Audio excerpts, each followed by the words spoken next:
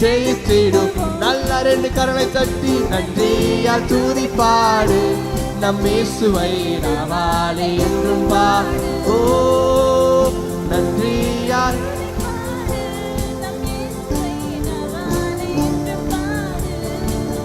கர்த்த நாமம் என் புகலிடமே, கருத்தோடு துதித்திடுவே.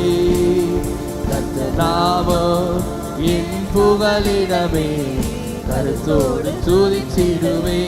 யெகோவா யெகோவா நீரே எல்லாமே பார்த்து.